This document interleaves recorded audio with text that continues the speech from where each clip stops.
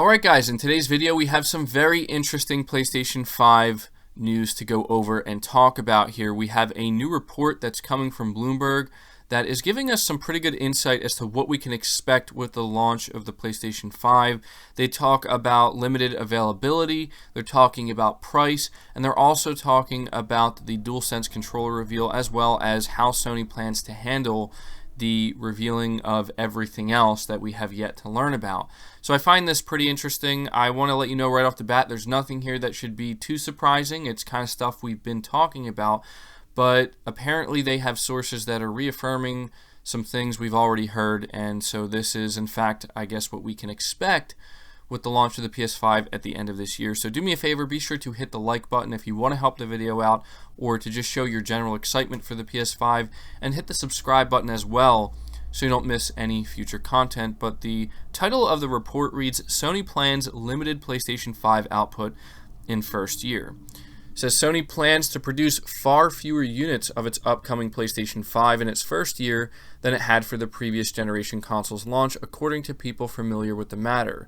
The Tokyo-based tech giant is limiting its initial production run in part because it expects the PS5's ambitious specifications to weigh on demand by leading to a high price at launch.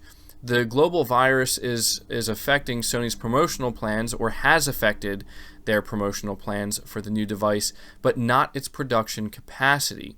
The company has told assembly partners it would make 5 to 6 million units of the PS5 in the fiscal year ending March 2021, according to other people involved in the machine's supply chain. When Sony released the PlayStation 4 in November 2013, it sold 7.5 million units in its first 2 quarters. So it also goes on to say here, the PS5's loftier price tag may also deter initial take-up. Game developers who've been creating titles for the next PlayStation anticipate its price to be in the region of $499 to $549, and Bloomberg Intelligence's Matthew Canterman points to increased component cost, pushing up the price required for Sony to break even. Sony has struggled with its price-setting decision for the PS5 because of scarce components. So, just highlighting this first part of the report here, again, nothing too shocking, nothing too surprising, but it seems that Sony is going to be aiming for 5 to 6 million units of the PlayStation 5 in the fiscal year ending in March 2021, and that's definitely lower than you would expect. However, it's hard to say if this really is going to be as low as people think it is, if the demand is going to be as high as everyone's thinking it might be, because if the price point here ends up being correct at $500, which honestly, I do not expect it to be more than that. I don't think Sony would risk having people feel too deterred by the price by putting it higher than $500, especially when a lot of people are already expecting something potentially lower than that. Well, I don't want to say a lot of people, but there's certainly some who are expecting a $400 to $450 PS5, and I think if they were to go above $500, that would just be bad,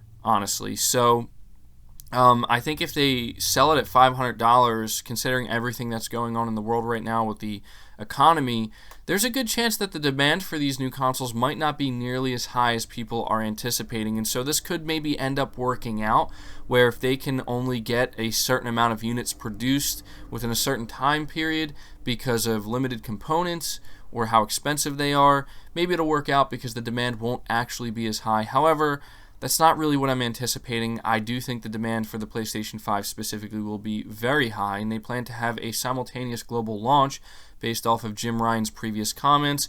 So it's hard to say how difficult it will be to get your hands on a PS5 at launch or around launch. I obviously would like that to happen to me. I would like to be able to get a PS5 at launch, but it's a situation where you just have to kind of wait to see what's going to happen, do your best to get your pre-order in, and we will see. But there you go. That's what Bloomberg's saying about the price and the availability we can expect. Not everybody will be able to get their hands on a PS5 when it launches, but it goes on to say here that Sony's strategy, according to several people familiar with its plans, will be to rely on incumbent PlayStation 4 models as a bridge to get new users onto the PlayStation platform's network services, while the PS5 remains in limited supply. Currently, Sony sells the PS4 for $300 and the higher-end PS4 Pro for $400. The company may cut these prices around the time of the PS5 launch to stimulate new subscribers for the PlayStation Plus membership program and PlayStation Now game streaming service. Sony's chief executive officer, Kenichiro Yoshida, has said the company will aim to increase recurring revenue rather than one-time hardware purchases.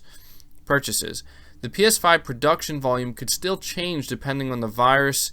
Sony has asked employees to work from home to mitigate the spread of the virus, and its board has been unable to meet to approve business plans for the current fiscal year, including those for the PlayStation unit.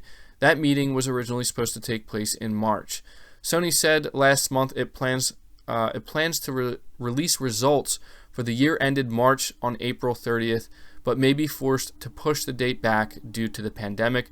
The virus has already upended Sony's promotional plans. The company may forego hosting a public press conference for its PS5 release date and price unveiling due to infection fears. Recently, it was forced to reveal its DualSense PS5 controller in a hurried fashion, according to the people informed on the matter. So that's pretty interesting. Basically, they're saying that, yes, everything that's going on in the world right now did in fact affect Sony's promotional plans. I think that's kind of obvious. And it's saying here that they may forego doing a public press conference, which, to be honest, again, this isn't surprising to me, because at this point, I don't think anybody's expecting Sony to do the traditional public press conference where people are going to gather. That just wouldn't make any sense right now, and frankly, I think it would make them look kind of foolish to do something like that. I think that it's safe to say they will be doing some type of digital event, maybe a big state of play event, like I have been assuming for quite some time now. But now we have apparently sources talking to Bloomberg confirming that, yeah, there's a good chance they may forego it. However, they still do make it seem like it's still something that's kind of up in the air, so that's interesting. I guess we'll see how it plays out, but they're also saying that Sony kind of rushed the DualSense reveal, and it says here, while only a small circle within Sony are privy to the appearance of the PS5 console, the controller has been shared with outside developers, and the company feared it couldn't control leaks. So that's why they kind of hurried up to show the controller, and that makes sense, because if the controller was going to be out in the wild with all, the final controller anyway, with all developers, then yeah, it would just be a matter of time until it leaks. So Sony kind of, I think, did the smart thing and got out ahead of that, and it really caused, people to get really excited and just, I think, reaffirm that, the hype is there for Sony's next-gen machine. We actually made a whole video discussing this, how they basically broke the internet by doing something as simple as a controller reveal. But it goes on to say, still, Sony remains unlikely to delay the launch of the PS5 from the critical year-end shopping season, so long as arch-rival Microsoft doesn't push back the release of its next-generation Xbox. Also expected at the end of the year, Sony won't delay either. This is what the people are telling them, these supposed insiders. Some analysts believe the close contest for attention between the PlayStation and Xbox, especially in the US, may force both companies to sell their new consoles at a loss. I think both the PS5 and next generation Xbox may end up at $450, even though they would lose money at that price. This is what an analyst had to say on the matter, and I could potentially see that as well. And I think price is absolutely huge. I find it interesting that both of these consoles could end up being priced similarly or at the same price point, because we know that Phil Spencer recently said in his IGN interview with Ryan McCaffrey that they're allowed to be very flexible with price. This is what the Microsoft CEO has pretty much said to them. So that tells me that they could certainly sell it at maybe even a significant loss.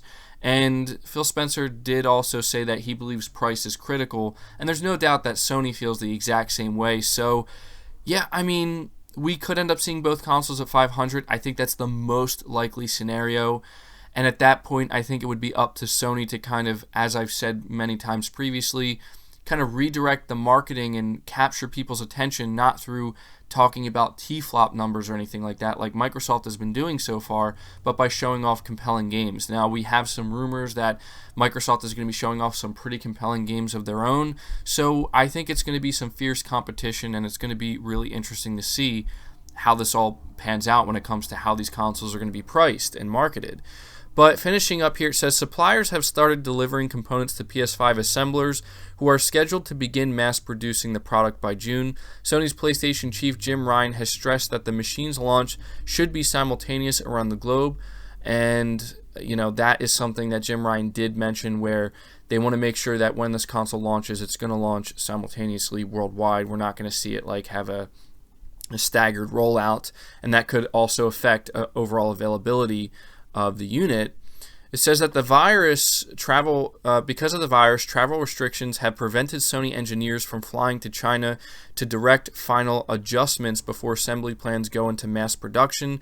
Sony's assembly partner has voiced concern last month about meeting the production deadline. However, those worries have since abated, and it should now be able to meet Sony's requested schedule. This is what the insiders are telling Bloomberg.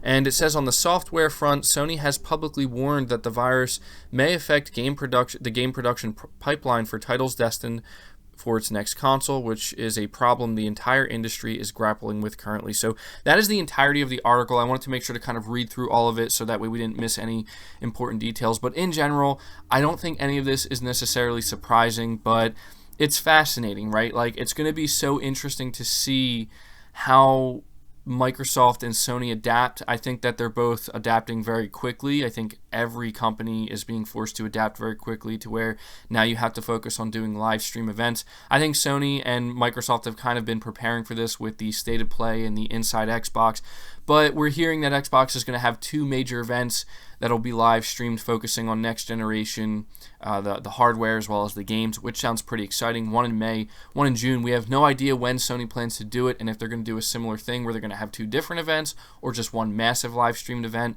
I don't think Sony's going to do a public press conference. That just, again, it makes no sense at this point, but a lot of interesting information here, and I expect this is pretty much how it's all going to pan out. I mean, you don't necessarily need to hear it from inside sources to put 2 and 2 together here, where because of everything that's going on globally, yes, supply chain, the supply is probably going to be limited. These manufacturers, they're probably going to be stretched thin, although it seems like one of the main reasons is because of how expensive the components that Sony's going to use are going to be. Bloomberg was also the one that referenced that lavish cooling system that is particularly expensive and maybe kind of hard to produce in mass quantity, or may take more time than they anticipated. So a lot of really interesting stuff here. I don't think any of it is bad news. I think it's just kind of expected, but I am just so excited to see the 2 titans clash here when it comes to Sony and Microsoft. It really sounds like there's going to be some fierce competition, and